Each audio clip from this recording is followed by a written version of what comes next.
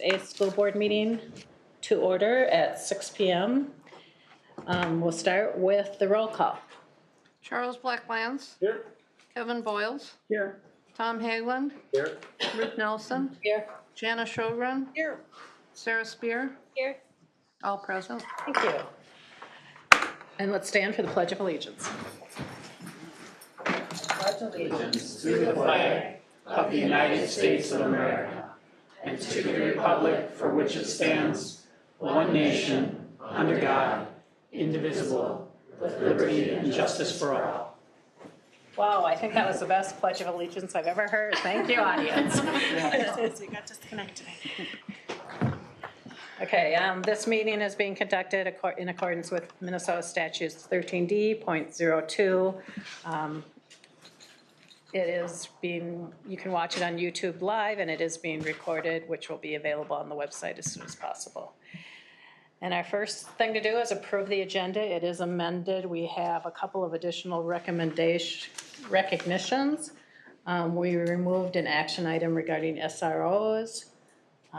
We removed something under the consent calendar, and we combined item 10 under action items. Benefits handbooks. I'll move to approve as amended. A second. That was Director Shogren, right? You did it so quickly, I wasn't sure. We have a first from Director Shogren, a second from Director Boyles. Any discussion?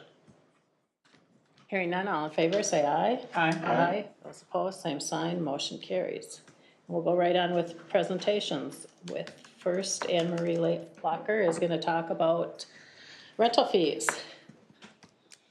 Like super early tonight. Great, good evening.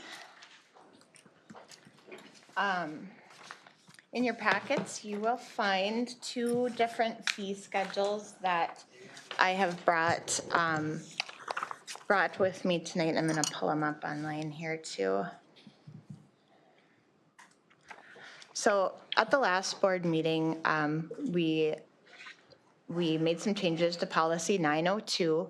And one of the things that I had asked for at that time was to remove the fee schedule from our district facility policy so that we have a little bit more flexibility with changing that. So what I'm here tonight is to show you what we've done with the Getchee-Ziba Center for the Arts fee schedule, which is completely separated now from the regular fee schedule that you are familiar with seeing in the other, or in our policy 902 previously. And I'll just kind of walk through that and explain a little bit.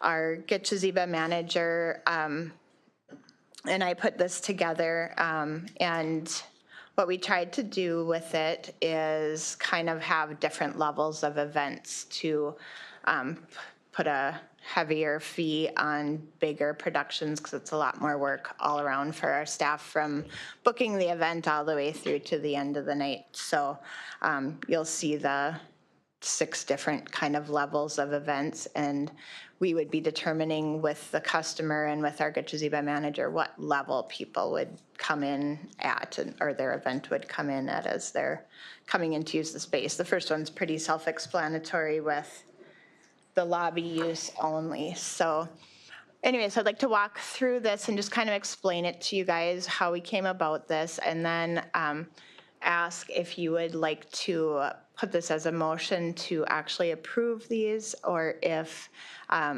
you're okay with us just having these fee schedules that we kind of review regularly. Maybe bring it forward once a year, but I'd also like for the flexibility to tweak things a little bit here and there as we need them. If we have any huge changes, that'd be something that I'd like to, we've talked about putting together a facility committee that could have a little bit more input on some of this stuff regularly and review it at that level, perhaps. So anyway, but I'll just quickly go through. We would have events that would be at a lobby-only event if we wanted to have someone to have a dinner or some type of an auction event or something in only using the lobby. Wouldn't require the use of the auditorium at all. And that would change the kind of staff that we would have to have at that event. A meeting event would be something simple where there's just a microphone and a podium and audience for a simple meeting that doesn't require a lot of setup or anything. And then recital and rehearsal level events would be something that our manager would have to help us determine kind of what level of work. He kind of bulleted underneath each one the different things that each event would include, and we would defer to his expertise to make sure that we're classifying it in the right level. And then there's concert and special events where it's really more the bigger production, a big theatrical production, or even just a big concert. So between those two. Let's see here. So then we've got the fee schedule set up for these different event levels and the numbers. When someone approaches us wanting to have an event, we will actually put together an estimate for them. This would be available for them to review, but I wouldn't expect them to determine their own prices off of here. So we have two people that work with getting that price. That's our manager of the space and then our facility scheduler who will put up the estimate ahead of time. Super quick, if I could. Yep. There was some confusion, I think, early on, and maybe it's addressed in here, maybe it looks like it is, specific to the auditorium and then the utilization of the orchestra pit in conjunction with the auditorium. Is that just included whenever we're talking about these events? We assume that some of these entities would be using the pit or not using the pit. It doesn't really matter. And that would put it at a higher level of an event, because obviously for a meeting level, maybe for a concert you would, or a full theater production, but. Well, I think of other events, specifically some of the dance events that are in there where they use it as a staging area for dancers that are going to come up on stage or something like that.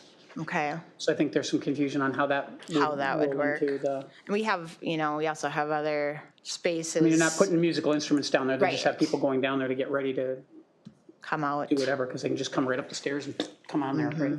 And it seems to me like you can't rent out the orchestra pit separately from the auditorium. It's not like one group can use one and not the other. Right. So Yeah. And there are additional, that's not one of the things on the additional things. That's something I'll have to talk to the manager about and see where that would fit in.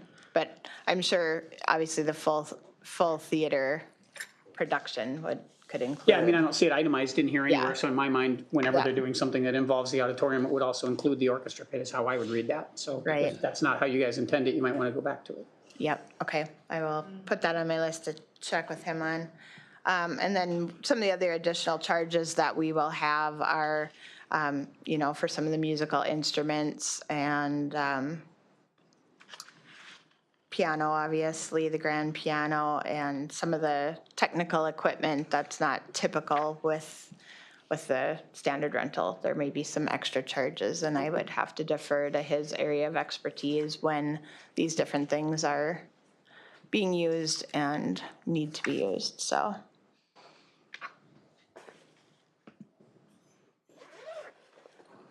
So that is the Gitchezeba fee schedule that we've got, I feel like a fairly confident draft in. Right now, we have a few events that are on the calendar that we've waited to put and give them an estimate because we were wanting to get this approved first and into practice rather than giving them an estimate based off of our old fee schedule. You'll notice there's also a 20 or 25% discount off of here for nonprofits. So depending on whether they are a youth-oriented nonprofit or not a youth-oriented nonprofit. So that kind of goes to our other fee schedule that has the different tiers depending on if you're a school event or a nonprofit, youth or adult, so. And I like that you spelled out that sales tax is charged separately. Yes, yep, that's something that we have not been doing, and so there's, a significant amount that we're paying back, almost 8%, I think, so, in sales tax for those groups that are not a tax exempt organization. A question on that. Yep. and maybe more so for the board, but, we've got the two tiers, 2 and 3, and so you've got that discount 25%, and then it's commercial. So these rates are all on the commercial or out of town, right? And I wonder, and I know we've received a little bit of emails, but if there is a not nonprofit, so for-profit business, but they cater, or the performance they want to do are our students that are participating, they're enhancing maybe their arts, should we give any additional consideration to that business is catering to our students? And I know right now we just have the one. If you're for profit, this is the rate. Right. We don't have any differentiation between an Right. adult-oriented and a youth-oriented. Yeah. But if I would agree. It would be helpful if maybe there's potential for another lens to potentially look at those through. My view, and I think this is similar to what you might be saying, is I view that as really a feeder program to a lot of eventual varsity or senior high activities. And we need to make sure that accessibility is key.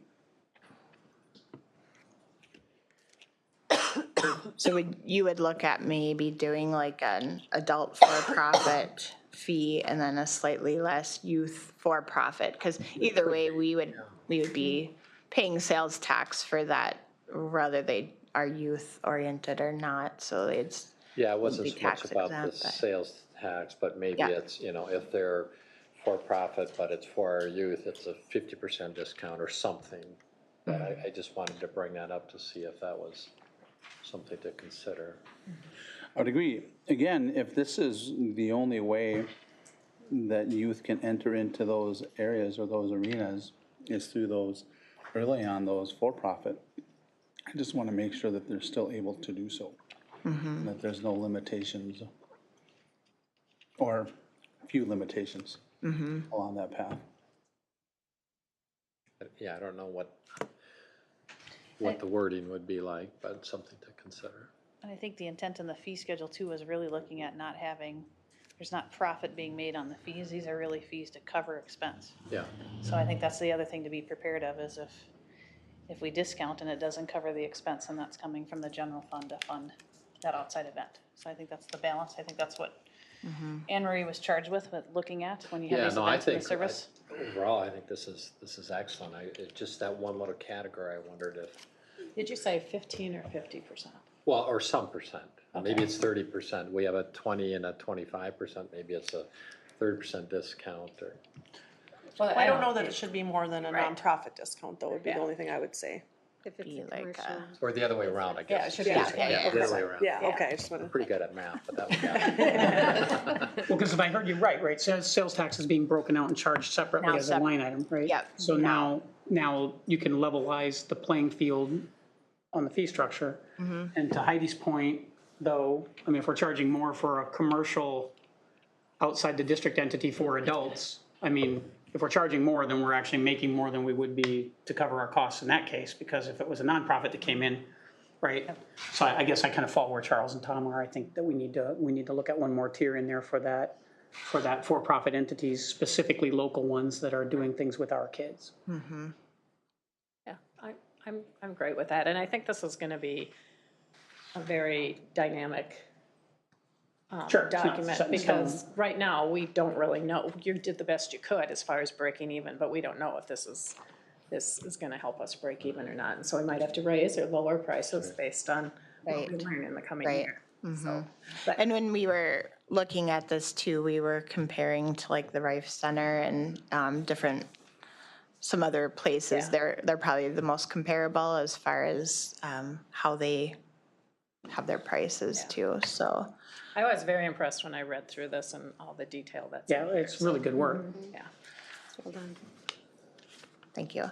And then I'll go over so is that something you guys want to see again, do you think, or something we can take maybe into committee work that we can look I think at? you can just if we report do. on what you changed Okay, briefly, but I don't Yeah. think this needs to come to the board every time you make a change. yeah, I don't, I guess from where I sit is the sooner the better with the particular group that Tom was pointing out. So however that works, Oh. if you need to bring it before us, I'm fine with that. If we want to you do it say, like Ruth said, I'm fine with that too, just as long as the impact on the youth is lessened sooner than later. so if we wanted to say like a 10 or 15% discount off of adult versus youth for-profit business coming in, because we can't control how much profit they're making either, you know. They could be working with youth and still making a significant profit, but I don't ask for that information, so I wouldn't want someone coming in and being able to make a lot of money off our facility, and It might be nice to be able to show that they make a case that a bulk of the participating students are from our district. I just think about people that might want to split hairs. Say you bring a production in that's for youth. Right. Well, that's still a Yeah. for-profit theater company. Do you know what I mean? Yeah. I think the participants should be. when we even Their had that students. question with our other facility use schedule, well, it's for kids can come to an event. Yeah. So then I was like, well, I think we need to say it has to primarily serve children, So it the could be a event. youth serving children's theater coming in, and you know what I'm saying? Right. I understand. I appreciate Tom and Yeah. Charles's point that it's our ISD 181 students participating. That's different than an out of town. Yeah, we maybe could try to think of a way for them to do some sort of report for us if they're having an event and if they can show. Something. And to your point, Emery, I think, if we're providing some sort of discount, we still want to break even. Right. If it's a commercial Yeah. operation and they're making profit, it feels a little wonky that we would be subsidizing that. For sure. But yeah, we definitely want to, see our students come in and use the facility. Right. Yeah, I have no problem with you guys going back and taking a look at that. I guess procedurally, I'm curious if that impacts action item number 12, which is the approval of a fee schedule. That's the same schedule I think we're looking at, and I think it was added to that part of the agenda in case you decide you actually want to take action on it tonight. Right, so we or can if- table that if we need to, okay. That's what I was asking, thank you.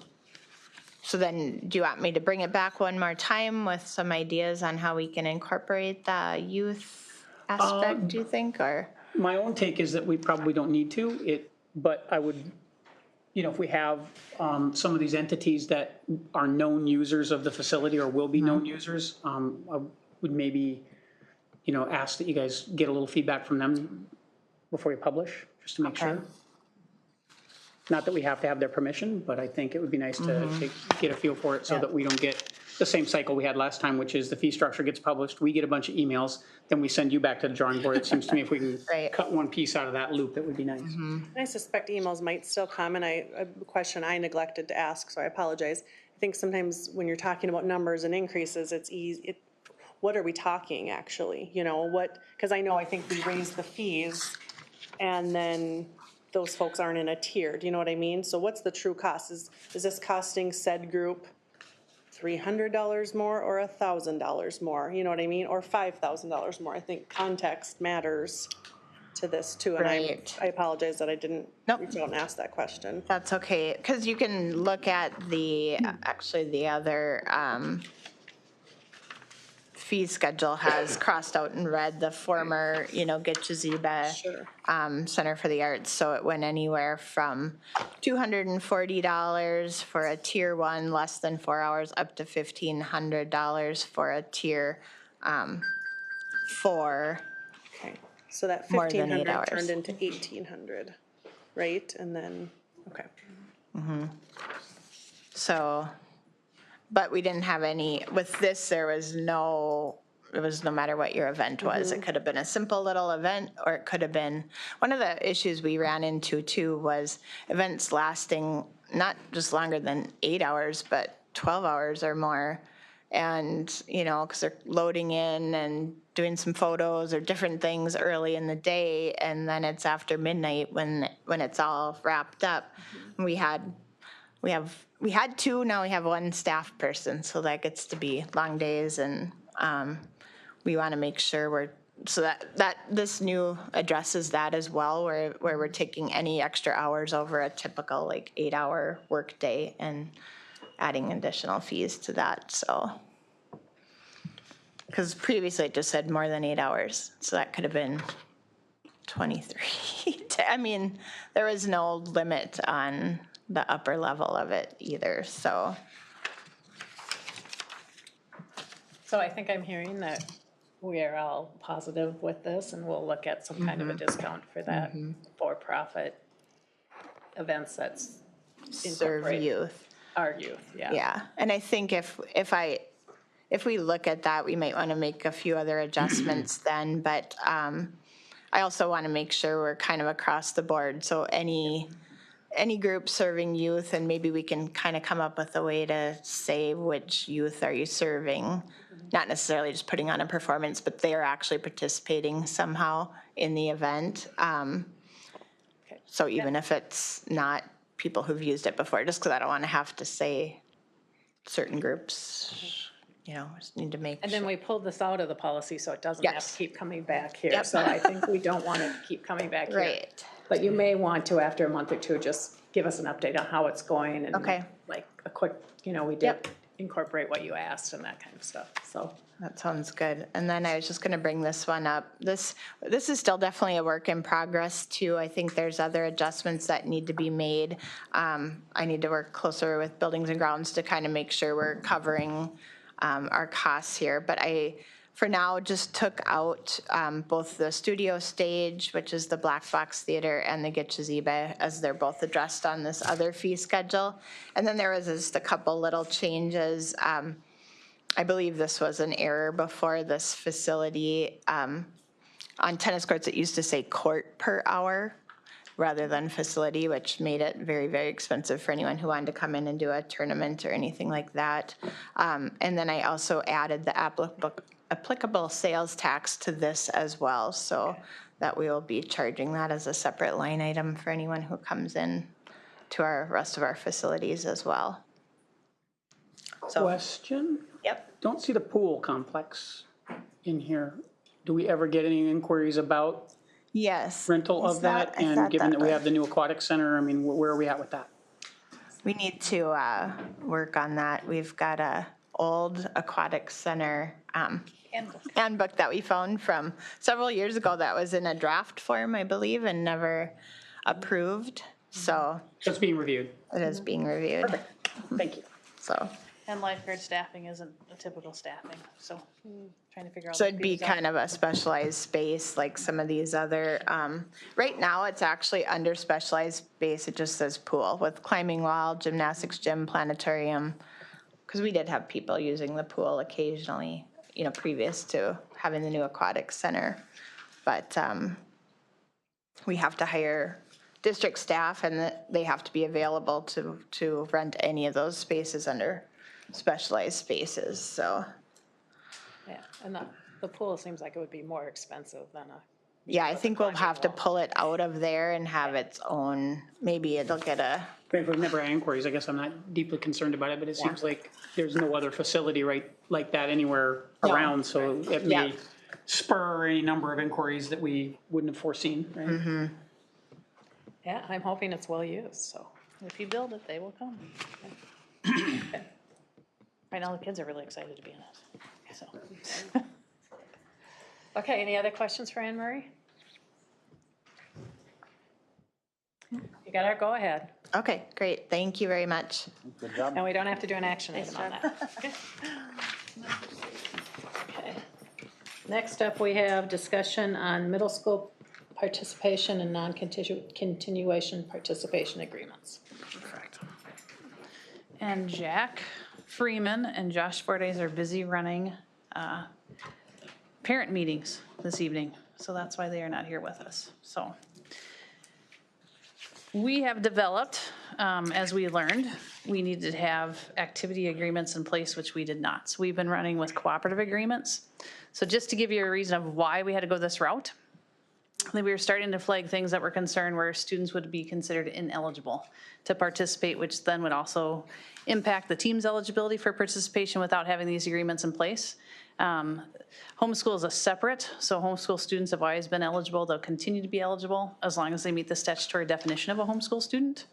So really the why behind this is pertaining to our middle school students. So high school activities technically can be 7 through 12. So we've had an open door policy for all middle school activities and haven't done a very good job of tracking where those students are coming from. And then from our coaches being able to monitor that if they accelerate a student up, there are some sports that are more common to accelerate a student into that high school league sponsored level that we did not necessarily have the agreement to cover their eligibility and put them at risk. Questions continue to grow as we have more numbers of options, and questions are asked from our parents and surrounding schools. Is the student eligible to participate in those activities? So really started looking at that. Jack Freeman being new in his role and myself being new in my role, we've learned lots of new information, and I think Jack is now best friends with the director in charge of eligibility at the Minnesota State High School League, and he's actually getting lots of questions from around the state. In the past, we just have had real informal agreements.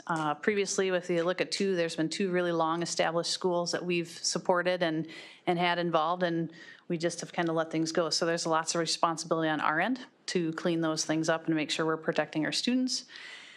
Schools, outside schools from Brainerd need to come to Brainerd Public Schools to make that request. And so that's why we've developed and worked with the Minnesota State High School League and Legal Counsel to develop participation agreements, specifically to middle school, which has been where we've been in question. The what? So there's 3 main types of agreements. A cooperative agreement, which most people are familiar with, we have to have those in place when it comes to high school level. High school level, again, can take 7th to 12th grade students. However, we really see high school forming at 9th through 12th grade. 9th grade is where a student's high school eligibility begins. So we've already had those in place. We've been following those. There are no changes to our cooperative agreements that are in place. And cooperative agreements typically get developed between a partner school that has a high school where it's beneficial to both Brainerd Public Schools and that partnering school. The 2 new agreements that we've put in front of you are, the first one's called a non-continuation participation agreement. And this is really for schools that do not have a continuation high school. So first example, a K-8 non-public school. But those are where we want to have that in place where they have some students in that 7th or 8th grade range who may get accelerated up. So by having a non-participation agreement in place, at no time is that student or the team that the student is participating on at risk. So for example, Jack gave me a great example. We accelerate a tennis student. That student's pulled up into a varsity match, and all of a sudden the team counters and says, hey, that student's from one of your non-public schools. I'm questioning their eligibility. The high school league would call and say, typically they'll call the activities director and say, hey, we took a phone call. There's questions about the eligibility of the student participating from the non-public. Do you have a participation agreement in place? We can answer that. We can provide that proof that ensures the students and the team's eligibility. So that's one of the main ones where we're looking at accelerating students. Otherwise, the third agreement is just a middle school participation agreement. So by having that in place, middle school students can participate, but they cannot be accelerated into that high school league activity. But we need to have that in place for their participation. So we have those 2 templates in front of you. I've spoken and met with the administrators from the surrounding districts who've inquired, so they're very familiar with the differences and why these are happening and what's happening, and are looking forward to being able to review and move forward with those agreements. So again, the 2 before you, the non-continuation participation agreement and a middle school participation agreement.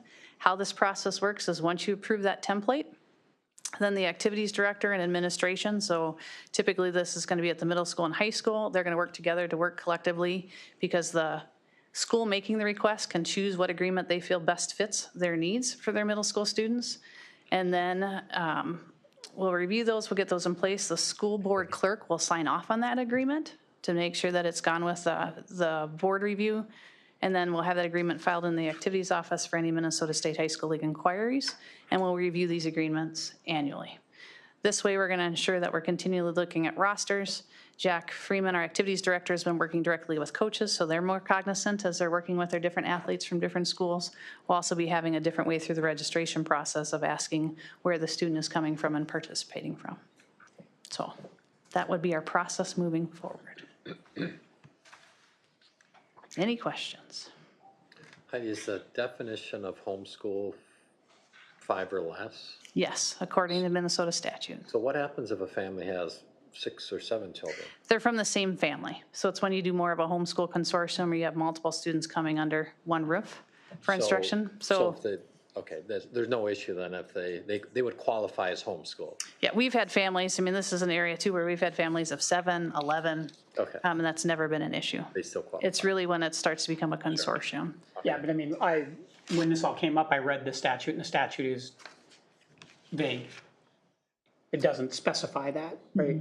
So in reality, it isn't this body's job to fix that. It's in St. Paul, they need to fix the statute so that it specifically states that kids of the same family are all eligible, but we're operating under the assumption that that's true. Okay, so that's how we would operate. That's how we'd operate. And again, these have been questions we posed right direct to the Minnesota State High School League, and they said we've interpreted that 100% correct.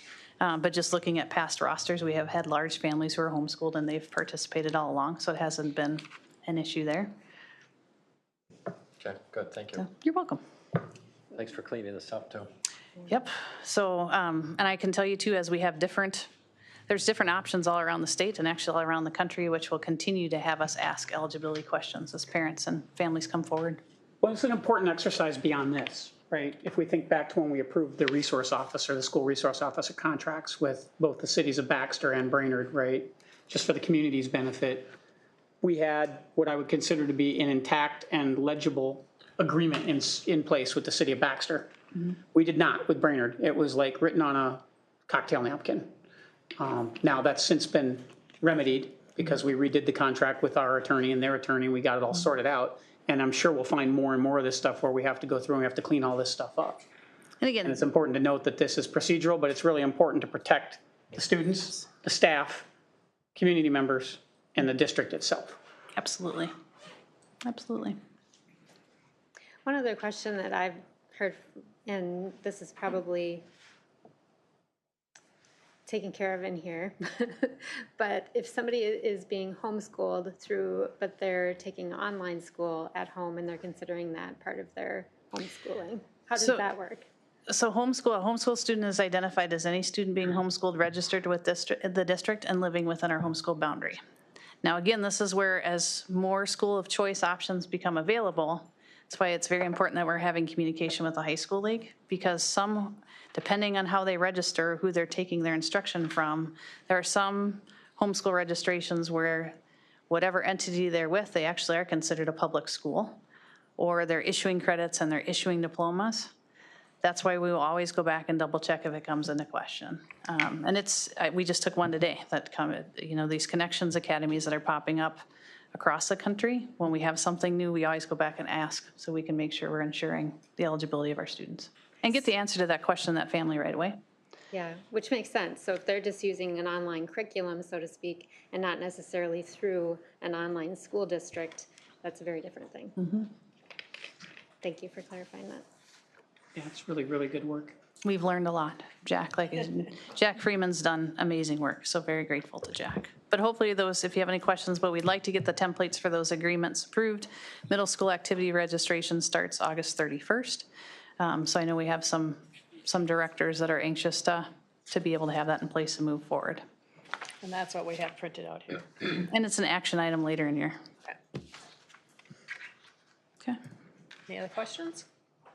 One last one, the templates that we have, the review process, obviously with staff, Minnesota State High School League and our legal counsel. Legal counsel is we made a few adjustments based on some feedback from the Minnesota State High School League director in charge of eligibility. They were minor, but I still need to get confirmation from our legal counsel.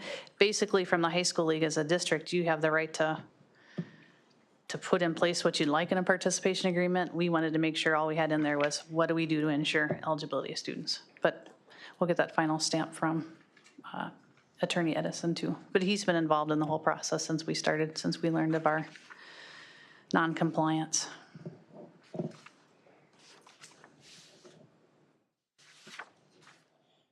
Anything else?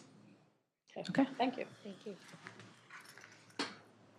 Next up, we have recognitions, and we're going to take these in a little different order. I'm going to turn it over to Superintendent Hahn to talk about the Distinguished Hall of Fame and to do an introduction. Wonderful. So super exciting news. We have identified the 2022 Distinguished Achievement Hall of Fame inductees.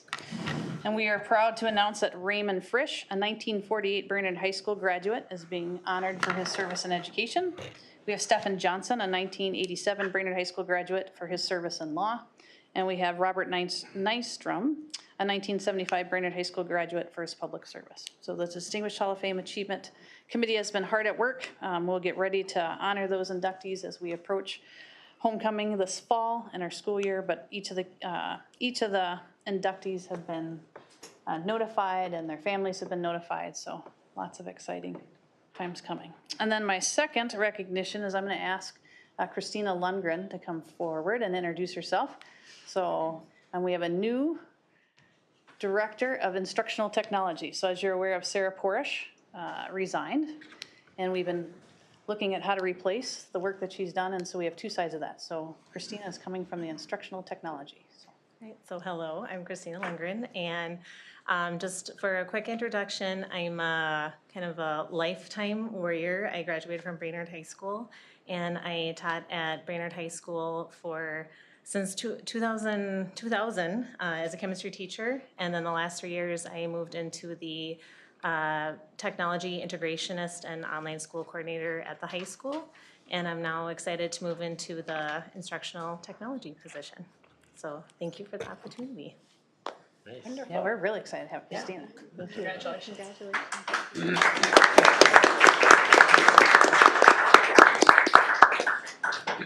Okay, and then finally, kind of some sad news, but we all know about it, is our director, Janice Sjogren, is leaving us after this meeting. She'll be leaving us, and later in the meeting, we'll talk about what we're gonna do about that, but maybe we won't let you leave.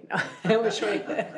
Family would be sad Anyway, about that. but you've been an integral part of this board for the last almost 2 years, and you will be missed, and we're happy for you as far as your new home.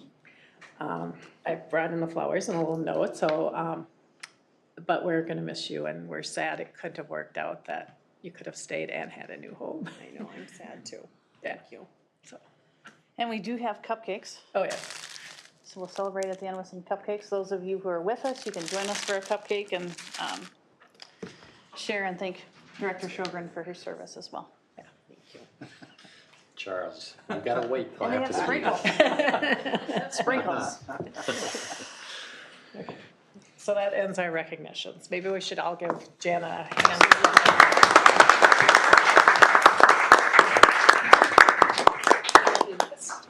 I heard she's hosting the Christmas party though, so. Oh, okay. Okay, next up we have public input, and I just have one. Okay, and Doug Kern would like to speak. Boy, Bob Nystrom, 1975, that's. Anyway, last Friday, a week ago Friday, I attended the Grand Rapids. They had the Professional Educators Licensing Standard Board. Each of these board members was approved and appointed by Governor Walz. And they're putting the finishing touches on the new teacher licensing requirements. The new standard, basically we teach our children at home our values. These standards, they basically have basic Marxist principles and practices such as critical race theory, fluid sexual identity, and gender policies, politics in all Minnesota schools. The standards that they had, looking at the curriculum that they want teachers to push, you know, you talk about people wanting to leave the public schools. This is going to be a big thing. The standard Marxist practices divide people into opposing groups so that students and teachers must view themselves not as individuals but as members of groups, oppressor groups or oppressed. When formally adopted, the new requirements must be met to become or remain a licensed teacher in Minnesota, including early childhood. The concern that I have is if these were adults or college students or even high school students, they would be able to think for themselves. Little kids don't have that ability. They don't have the life experience that adults do. And when you push these standards, force teachers to push these standards, it's going to cause a big ripple effect throughout the community, throughout the state. So, you know, non-public schools generally hire licensed teachers, so this will affect non-public schools as well, because every teacher has to get that license. Some of the things that they have that they incorporate is they have to affirm and incorporate identity politics in the school, including race, gender identity, sexual orientation, religious beliefs, economic status, and ethnicity. That's hard to say. When I look at this here, all the stuff that they were presenting, it was about a 4-hour-long meeting. And the public input, they're going to have another meeting on the 24th, and I would encourage everybody to go and listen in on the teaching standards that they're presenting, and just go and listen to it. When you look at the material that they're having, like I say, we teach our kids our values at home. We don't need the school to be teaching and indoctrinating our children. We don't need that. So anyway, with that, August 24th, they have another meeting for public input. So thank you. Thank you, Doug. Thank you, Doug. And that is all we have for public input today. So the next up is approval of the regular school board meeting minutes from July 11th. So moved. I'll second. We have a first from Director Hagel and a second from Director Blacklatz. Any further discussion? Hearing none, all in favor say aye. Aye. Those opposed, same sign. Motion carried. And next up, we have the consent calendar. Move to approve. I'll second. We have a first from Director Hagel and a second from Director Spear. Any discussion? Hearing none, all in favor say aye. Aye. Those opposed, same sign. Motion carries. And now we're on to new business, and we have Damian here tonight. You're all by yourself? All by myself. Okay. Told Mark he could have the night off, so. So first, before I talk about the items we have up here for approval, give you a quick update on the projects at the Brainerd High School North. A-Wing is coming along very nicely. Today we did get approval to pad out the acoustic ceilings on the second floor. We're working on flooring and finishes, so that's going very well. Downstairs, we are wrapping up a couple of mechanical items in the ceilings, and then next week we'll be working on pad out and flooring. So we're actually seeing a very, very good spot for considering all of the little things that have happened with, material issues and plan review issues that we've come across. A-Wing is looking very, very, very well. It must look very different from when we toured it last month. It changes every day. So it's been great. Couple things, we still are still waiting for our terrazzo, so we'll be doing some terrazzo work in the fall, and then our lockers will be coming in October. So those things still exist. We did get our wood doors. We were actually working on temporary doors for start of school, and doors are supposed to be coming this week. So High Tech did a great job of working with the Northern Door and Hardware, the door supplier, to get that moved up. So again, you just don't know what's coming. So it's just, there's been a lot of moving parts and pieces. But so yeah, any questions on Brainerd High School? We are starting to do paving work next week. We're going to start sequencing through, starting at South Campus, working down 5th Street, and then the new parking lots where the previous Lincoln Education Center was will be completed last. So I think we're wrapping. The schedule takes us through the 3rd week of September on that last big parking lot, but by early October we're going to have all new parking lots too. So which will be great. Brainerd Learning Center is coming together nicely, working on finishes again. We're working on wood doors. We have getting ready to pad out, getting working on flooring. Casework and painting is completed. Again, set up very nicely for start of school. So, okay, that's all I got for projects. Okay. As far as the items we have up right now, we have two action items. In your board booklet, you'll find an added scope worksheet and then an ICS fee study. The added scope worksheet kind of details out. We've been working closely with building administration, or district administration, and also the project oversight team, looking at all 13 projects, making sure that everything's falling in line. We found that some projects early on we didn't do as great a job as we did, on the later projects. We weren't managing them as tightly as we should have been, so that's where some of that comes from. But it talks about the timeline, it includes kind of the breakout of where on the 3 projects that we're looking for the additional dollars for the added scope.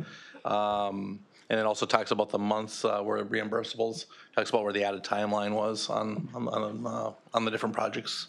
On the reimbursable section of it, we did all of the reimbursable months or the months of construction pre-referendum. So before actually all the scopes got truly identified. So some of those timeframes, and then throwing in some of the COVID things that we've experienced and whatnot too as well, and added scope, kind of add that complexity or add those timelines to the projects. ISS did make a commitment to the Brainerd High School project and South Campus project to supply at no charge to the district an additional superintendent and an additional project engineer to oversee those projects to help ensure success. That was something that we just felt we needed to do to make sure, because those were such big projects. And obviously you've seen the complexity as we've put them together, so.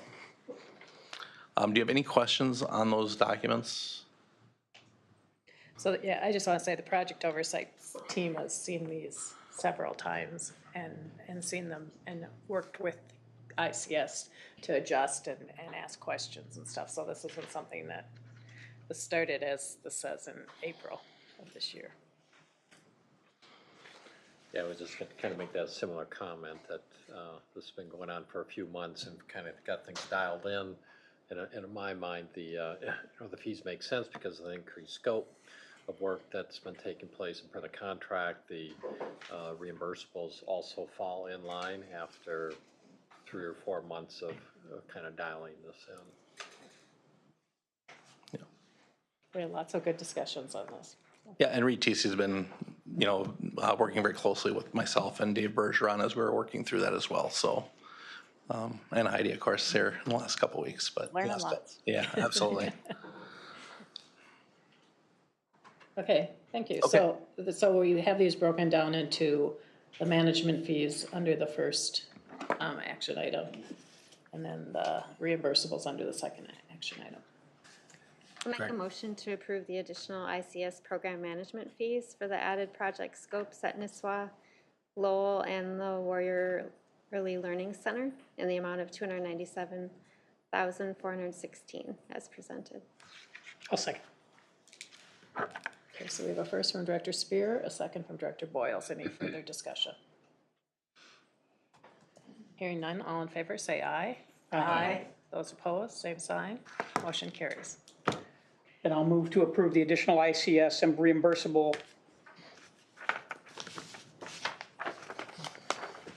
Sorry, the screen jumped. Fees for the site services for the added project scope at Garfield Elementary, Brainerd High School, Riverside Elementary, in the amount of $414,575 as presented. Second. So first from Director Boyles, a second from Director Hagelin. Any further discussion? Hearing none, all in favor say aye. Aye. Those opposed, same sign. Motion carries. Thank you. Thank you. Okay, quick question, Janet. When I scroll, is that changing yours up and down too? Oh, okay. Well, I'm glad it happened to you as well, because I started jumping. Well, I've never had a live document do that yet, That but was maybe my it's the eyes first that time. did that. That's why we have paper. It doesn't jump in. I still kind of like the paper. No, we're not going back. Jana should make all the rest of the motions since their last meeting. Okay, next up, we have approval of the middle school participation and non-continuation participation agreements as presented previously by Superintendent Hahn. I'll move to approve. I'll second.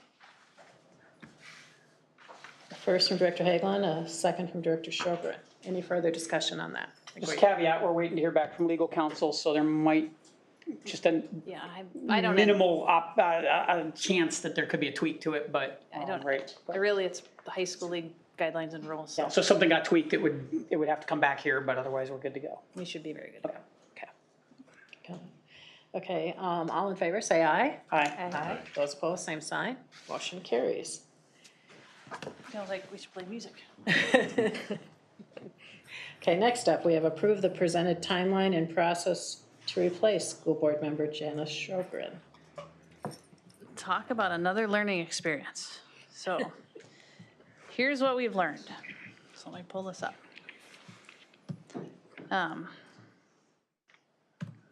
So we have been having lots of conversations with the Minnesota School Board Associations to make sure we're aligning with statutory requirements. And what's very unique is we're looking at an appointment in the middle of an election process, right? So our candidates could start filing August 2nd. So Director Sjogren's official term ends on September 2nd, which we're really sad about that.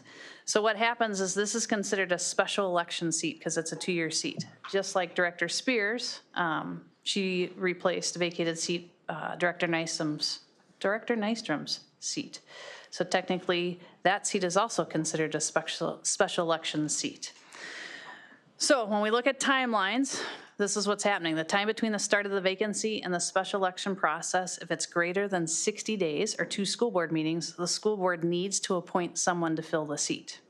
So if we go back and reflect on what we did when Director Nystrom left, you took applications, you interviewed. Once that process was done, that member immediately joined the board, which was Director Spear. This is where the twists and turns come in because we're in the middle of an election cycle. Currently, in our election process, there's actually a special election that's running. So we have 2 special election 2-year terms, and we have 3 4-year terms that are open and on the ballot. Due to the current election, anybody that's interested in serving on the school board right now is filing for candidacy, which typically when we have a vacated seat isn't happening because we're not in the midst of that. So MSBA does recommend that due to the current open election process, that the board does not appoint a candidate that has filed for candidacy to avoid any conflict of interest or any perceived bias, which makes sense when you see really what you're appointing. So let's talk about timeline. So you have 2 options for how you're gonna fill Director Sjogren's vacated seat. You can follow your previous process. You can accept applications, you can interview and then appoint. Due to the current election process, there's some concerns like we've talked about. So in speaking with MSBA, they recommend that you look at appointing somebody that's not running for school board. And their recommendation is there's somebody who's previously served on the board that understands the role of the board process. And here's why this comes into play, and you can discuss what you'd like to do. Really, the timeline is in this August meeting, you have to decide what process you want to do. To appoint. So I've listed 2 options above. September, you can appoint that person and then you enter into a 30-day waiting period. Of course, this is all in lines with the guidance and the statutes we need to follow. The October board meeting is prior to the 30-day waiting period ending when you look at the calendar and the timeline. So that seat will be vacant in October. In November, your appointee will serve, right? So whoever you appoint will then come in. However, in December, because of the special election process of the 2 2-year seats, those newly elected board members will come onto the board in December. Just like Director Spear came on in the absence of, or the resignation of Director Nystrom's. So you are really going through this process to appoint someone for 1 board meeting, which would be the November school board meeting. So that was a lot at once. So if I need to go back and review the process, but that's all the twists and turns, and what makes it incredibly unique is you're in the midst of candidates filing and an election process that will be moving forward. I had a question as I was thinking about this. Don't we potentially then, in the December meeting, potentially where we would end up with 7 board members then? No, because what's going to happen is once the election is done, so Director Spear has filed for a 4-year seat. So really what's happening is her seat is up for special election right now. Okay, so you would miss 1 I meeting? would not be here in December. Okay. So she will be exited off and the new member will come on for Director Spear Okay. and Director Sjogren, who's technically Director Nystrom and Director Sjogren. And so we made sure we called Debbie Erickson. That's where I really. I'll still be here. Thank you. I really appreciate that, Janet. Nothing like testing the new superintendent, right? Like how well do we read and follow rules? I appreciated Janet and her history and her not retiring or resigning. Just so we have that practice. So speaking with Debbie Erickson, we have ensured on the ballot. So when people see the ballot, they're going to see a special election, which are those 2 2-year seats, and then they're going to see the general election, which are the 3 4-year seats. So yes, so come December, we'll have 2 new board members that have been elected through the special election process. However, through your appointee process and the 30-day timeline and waiting period, you're appointing somebody for 1 meeting, which is the meeting of November. So really, you can accept applications, interview, I like and option appoint. 2. Okay, well, I'll sign up for option 2. that's your action item to vote. Then in September, then what would happen is you'd have to bring that appointee forward and we start the 30-day waiting period. So that gives you time to have conversation and to look at potentially a previous board member who would like to step up for 1 board meeting. Good? Okay. All right.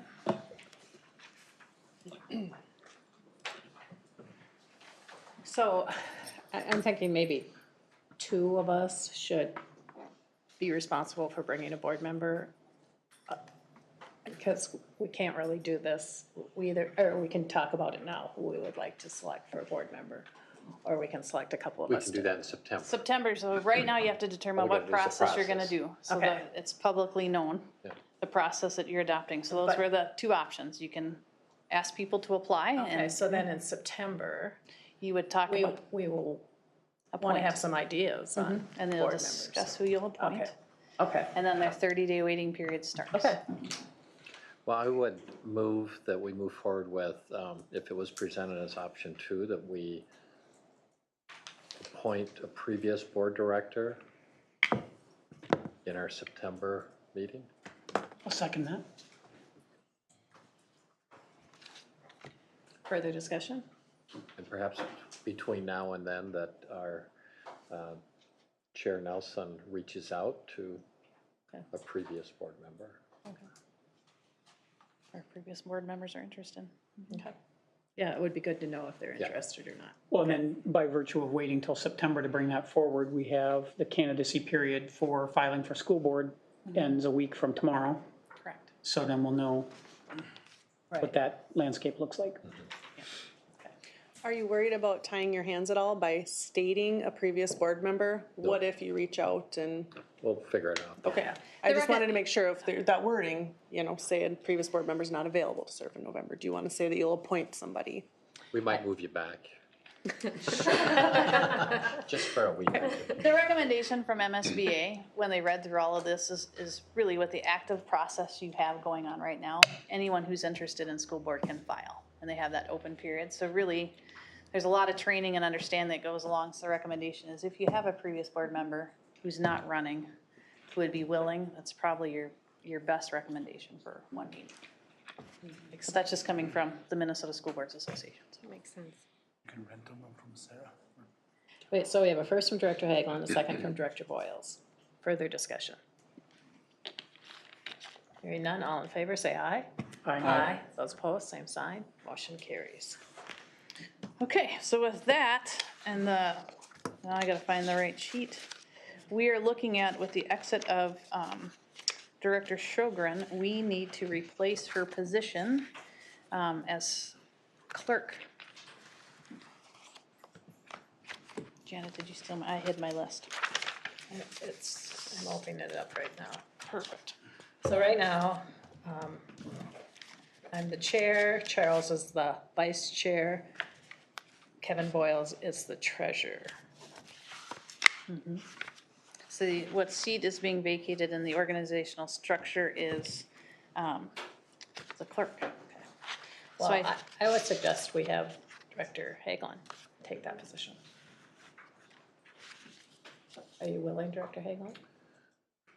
I'm sure I could handle it. Sure. Then I'd make a motion that Director Hagelin would serve as clerk from here out. I'd second that. We have a first from Director Sjogren, a second from Director Spear. Any further discussion? Hearing none, all in favor, say aye. Aye. Those opposed, same sign. Motion carries. And then we still need, school board representatives. So we talked to the areas where Janet is serving, and the recommendation, there were 3 areas. The Brainerd Public Schools Foundation was one. She's the board representative there. That, they just had their board retreat. They felt that they could wait till the new board members are, and the reorganization comes on in January, and that was also consistent with the IEIC, which is the Interagency Early Childhood Intervention Committee.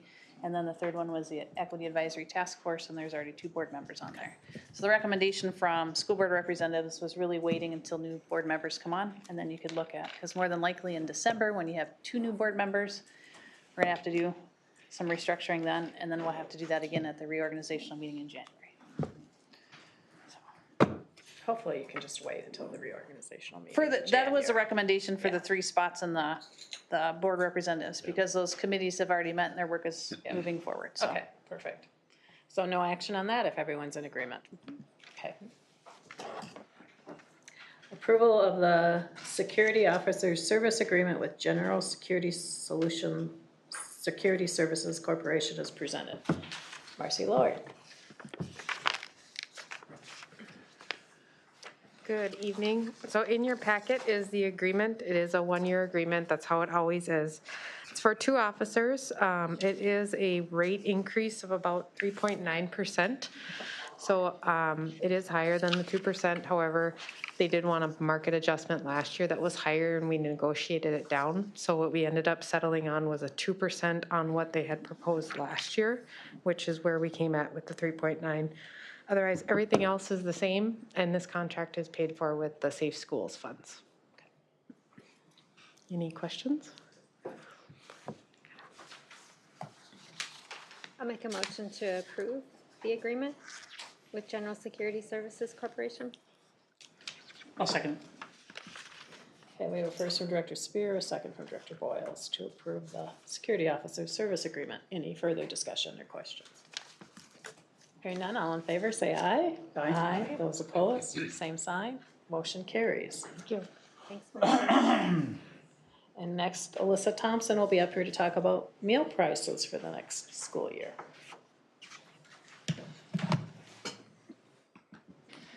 Good evening. All right, so it's been a couple years since we had to do meal pricing. We are going back to paid meals, and we have a little bit of an update on why we are going to keep that the same. In 2019, our paid meals were $1.75 for breakfast, $2.75 for elementary lunch. Secondary was $1.75 for breakfast, $2.85 for lunch, and then kindergarten students are going to continue to receive free breakfast due to a grant, and then $2.75 for lunch for kindergarten students. So this is a little bit late, and I apologize. Normally we do this in July, but we were waiting for the federal rates to come out for reimbursement. So we did pass in late June. The Keep Kids Fed Act passed on June 27th. That gives lunch an additional 40 cents to each lunch, and gives breakfast an additional 15 cents. So state reimbursement came out today. We're looking at $1.05 for a paid lunch for reimbursement for breakfast, $2.67 for free and reduced breakfast, $1.80 for kindergarten breakfast. For lunch, we're looking at 99 cents per paid meal, $4.55 for free and reduced. And just as a reference, in 2019, prior to the start of pandemic meals, we were receiving 53 cents for a paid lunch and $3.62 for a free and reduced lunch. So it's quite a big increase in reimbursement from the state and federal level. I'm estimating if our participation goes back to prior to the pandemic, an additional $300,000 in reimbursement this year for lunch, and an additional $80,000 for breakfast.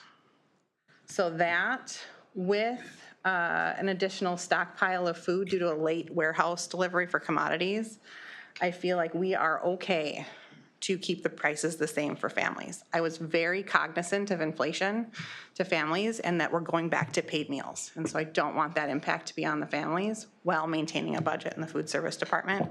And I'm confident that we won't exceed our food budget this year with that additional reimbursement. Wonderful news. That's good So work. the federal level, that was a actual congressional act. Yes, What that about the passed state in level? June What 27th. made for that The increase? That was all state- state? The state, we normally get regular reimbursement rates, and so that was a regular rate. They, for whatever reason, came out late with that, and I just received it actually today. So I was running with federal reimbursement with that additional 40 cents coming to you today, and I just today got that additional state reimbursement to give you those those. And of course, for the last 2 years, we've had pretty deep concerns about the lack of paperwork Right. being filled out by people Right. that were ordinarily pre-COVID Right. eligible for free and reduced. So But you're saying this mitigates all of that? Yeah, so this is a different issue, but I do have some good news on that front. Minnesota's a pilot school to include medical assistance on the free and reduced app that gets directly certified through the state. So as an example, normally we get about 1,000 students that are directly certified in late June, July that come in and go right into our system as free and reduced for the year. This year we had 2,100 go through in July, which is a significant change, and it is less of an administrative burden on the food service department to have to sort of recollect those applications later in the school year. Normally, we don't see 2,100 applications for free and reduced until about late November. So we are ahead of the game because of that pilot program through the state, and so it's really exciting. Okay, you're always bringing good news. Come to every meeting. Any other questions about school? I will say, I forgot to mention this. We did have a federal minimum increase for adult meals. So there is an additional increase for adult meals.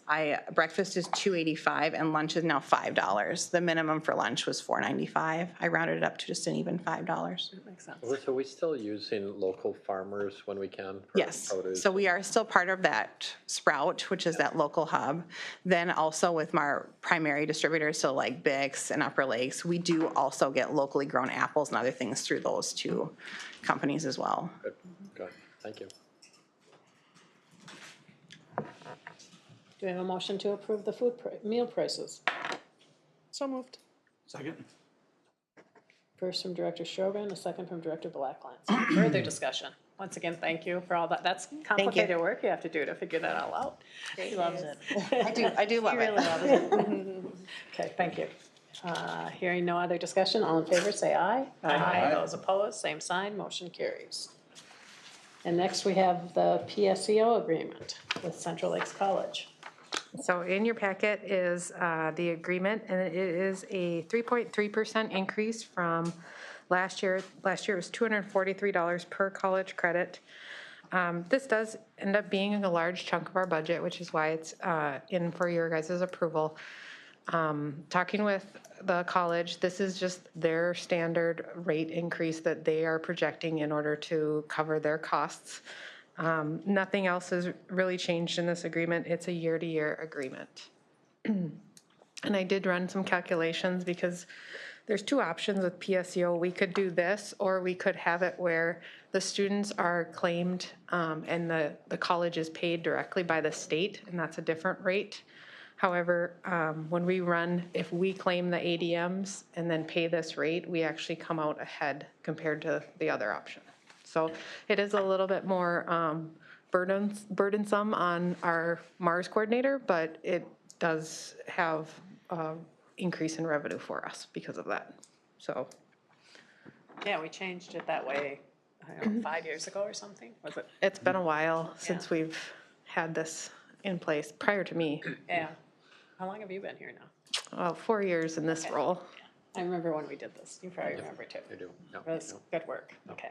I'll move to approve the PSEO agreement as presented. Second. Okay, we have a first from Director Hagelin, a second from Director Boyles. Further discussion? I'll abstain. Okay. So Director Blacklands will abstain. Okay, all in favor, say aye. Aye. Aye. Those opposed, same sign. And with one abstention, the motion carries 5-0. Thank you. Next, we have to talk about our school board meetings, where we're going to move to in 2 months, is it? Correct. So we'll have the September meeting here, and actually, it's gonna all depend. There's a big meeting happening on Wednesday with Reed and really looking at the contractors and timelines. So there might be a chance to squeak one more out here in October before we have to move. But really what we're looking at is having a facility that will be able to have the technology to live stream and record and then be consistent. So one of the recommendations we've looked at, once a construction project moves, is looking at the large conference room at Brainerd High School. So we have ample enough seating, and again, that technology piece. So really, we need a motion to state that we're gonna be moving the board meetings because of construction, effective for the October meeting, but like I said, we might squeak it out. And the projected completion timeline is August of 2023, so we'll be vacating this facility. So do we not want to put a date on, just that we'll move when necessary? That's what I'd recommend. Right now, we're anticipating it could be that October 10th meeting, depending on when they start. Wednesday should give us, we were hoping we'd have the answer now, but we don't. And the they are large gonna move. conference room is a little bit smaller than this room, isn't it? Or is it about Talking the about the same? one right across from the office? Principal Rusk, I'm looking at you. Comparable size of the larger conference room at BHS to this room? I would say it's about 2/3 of the size, maybe. Okay. Seems more open compared to this room's like the V. This is narrow, it's a little Yeah, wider. a little wider. In the absence of doing it at Tom's house, I move that we approve changing the location of the school board meetings effective at the date deemed necessary by construction. Second? Okay. The first from Director Boyles with some comedy added. He's quite comedic tonight. And a second from Director Hagler. Any further discussion? Hearing none, all in favor say aye. Aye. Aye. Those opposed, same sign. And we'll make sure they're published well ahead of time. Yeah. But that's where we anticipate location. And next we have Angie Bennett to talk about the 2022-2024 compensation and benefits handbook.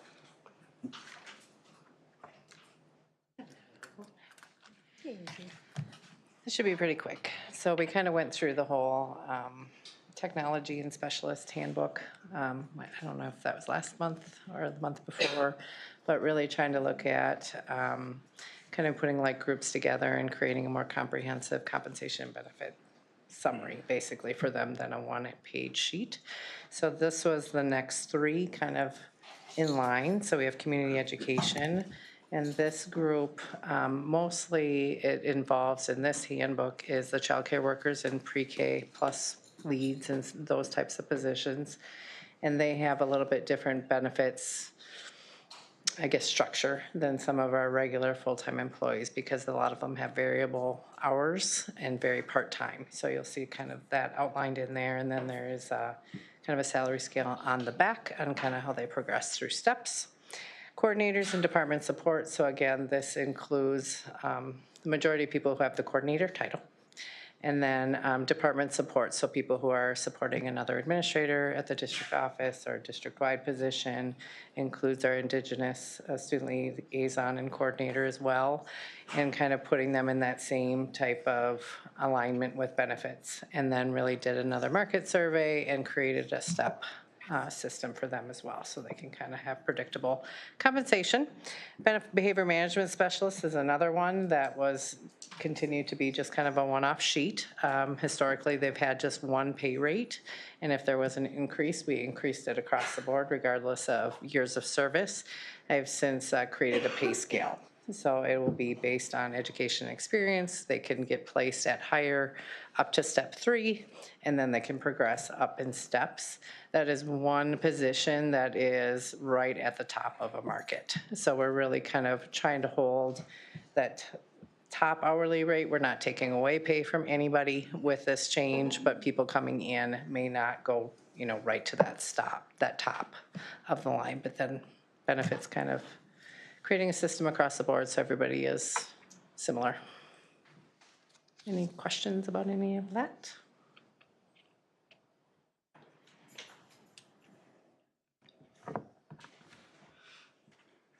Thanks for all your work on these handbooks. Yep. I'm sure the employees appreciate it. I think it helps. They can get more information, and then consistency is always good, so. Yeah. I'll make a motion to approve the 2022 through 24 compensation and benefit handbooks that you presented. It's a mouthful. I'll second. Okay. First from Director Spear, a second from Director Sjogren. Any further discussion? Hearing none, all in favor say aye. Aye. Those opposed, same sign. Motion carries. Thank you. Thanks, Angie. Thank you. Thank you.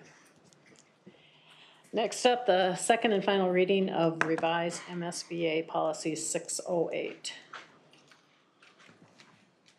Dr. Candace Burghardt is here. Good evening.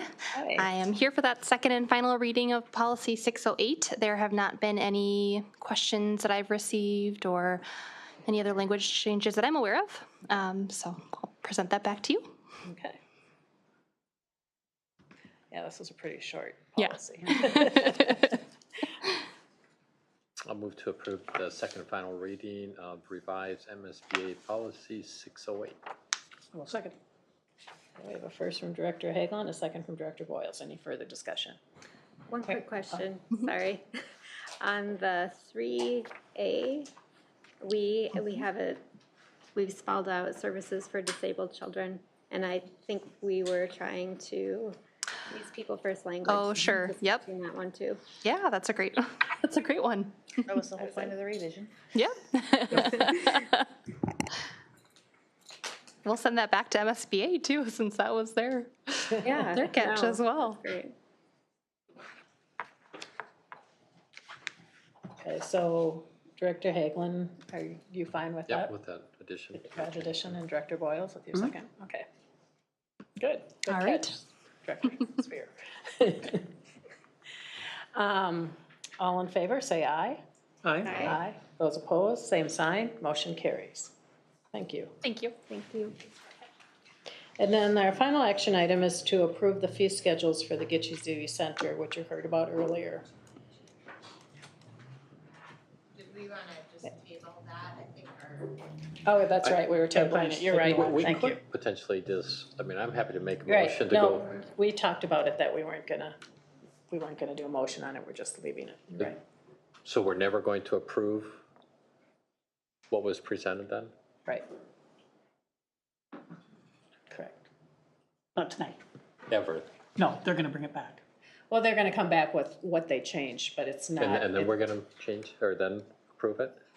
Because I think there's a way of approving it tonight if we wanted to. Okay. So we don't have to bring it back, but giving, Yeah, I was just thinking we weren't gonna have to approve it at all, cause it's there, they just brought it back up and presented it and we gave feedback to it, but, oh, It's not part of Right. policy, right? right.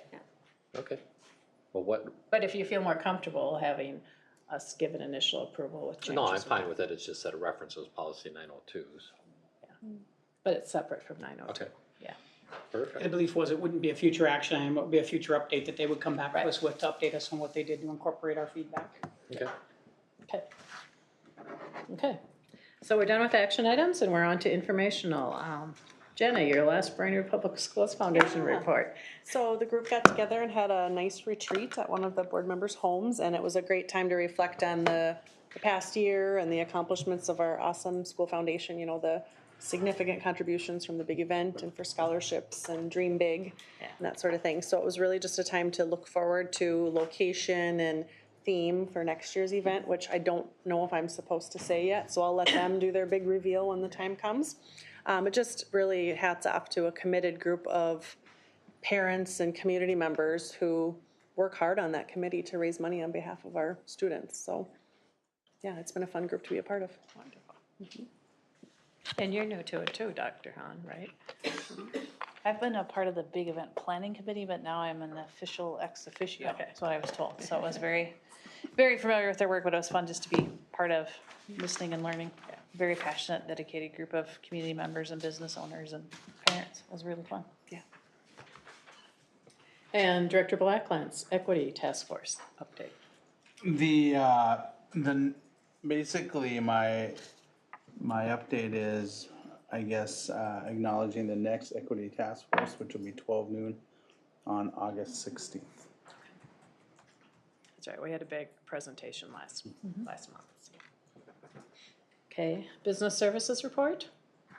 Back up to Equity Task Force, are we at a point where we can explain that we've added 2 community members to that I group? believe they have been notified and accepted, correct, Dr. Burkhardt?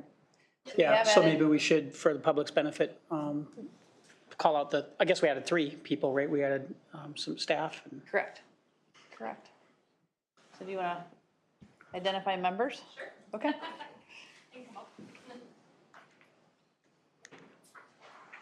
And go through, we took applications and had actually a great response and have some expanding work from people who've applied. Yeah, we had a really strong pool of applicants actually for the community members on the equity task force. I believe we had 17 total from the community, and then we also looked to fill the middle school seat.